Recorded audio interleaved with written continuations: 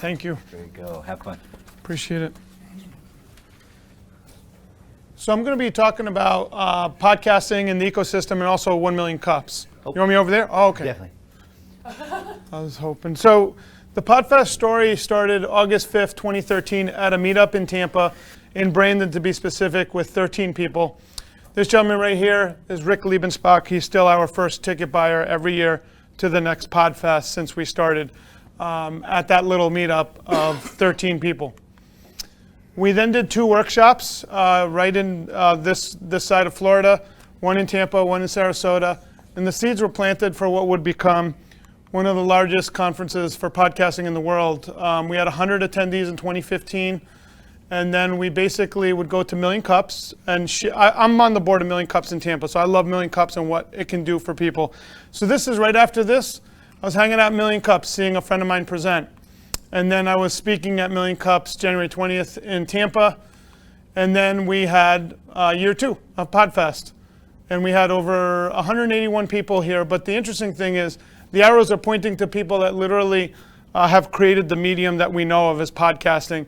The one lady started She Podcast, the largest independent conference in the world for female voices. The other lady next to her is one of the largest historians in the world called Ben Franklin's World. She had just started a podcast. Our city planner at Tampa showed up. He started one on drones. He's now a top 5 influencer in the world on drones.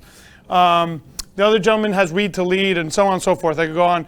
All these people basically became leaders. I actually get upset when people are like, oh, that's great, you got some local people in Florida talking. Like, no, these are international experts that live in Florida that started with nothing.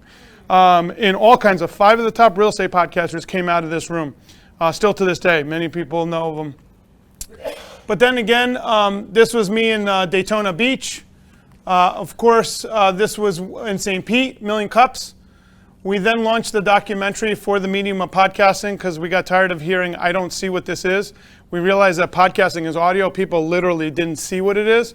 So we made the official documentary about the medium of podcasting in movie format. We put it up on YouTube this past year free of charge. It's called The Messengers, a podcast documentary. Feel free to watch it. People love it. We crowdfunded 120% of gold to get it done. And then 2017, we moved Podfest to Orlando. We had an attendee that's like, you got to move it to Orlando. You got to internationalize it. It's going to be big. And we had 373 people show up. Shortly thereafter, I'm back at Million Cups doing my thing. I'm on the board, so I enjoy entrepreneurs and everything they do. This was the one in Orlando. This is one of my favorite Million Cups. Does anyone recognize this one? So it's this very room, Ocala and 27. I also help open up Million Cups. I'll go whenever they open up in Miami, Naples, been to pretty much all of them. Pensacola, state of Florida. I love what 1 Million Cups does. And I'm also the guy in the crowd that refrains it when people go cannibal, saying, heck, could we help you instead of shoot at what your thing is. Some people get kind of crazy at Million Cups, showing how smart they are and not understanding we're there to help the individual presenting. That's right. In 2018, we grew to 496 people. We launched the first ever Friars Roast of a podcaster to keep it fun and lighthearted. And then last year, we hit 975 attendees. I mark this Million Cups as my good luck charm because last year you were the first in the year that I presented to. So for me, this is like a beautiful bow tie because next week Podfest will have over 1,800 individuals. We'll have doubled in size. And thank you.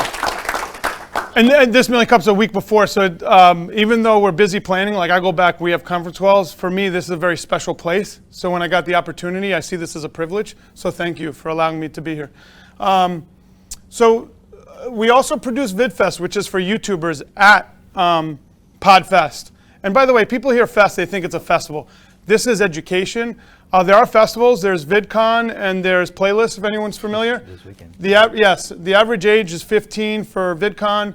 Playlist is like 10 to 12. And literally, I'm not saying that figuratively, literally. The parents are the chaperones. They have to buy chaperone tickets to bring their kids. We help adults.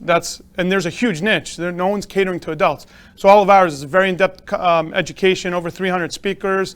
We go into Audible, audiobooks. We go into podcasting, YouTube, blogging, all the stuff that influencers are making money in today's day and age. We have over 300 speakers to give you a breath, 11 different breakouts at the same time going on different verticals, from industry to beginner to audience building to monetization to storytelling, people that paint with words.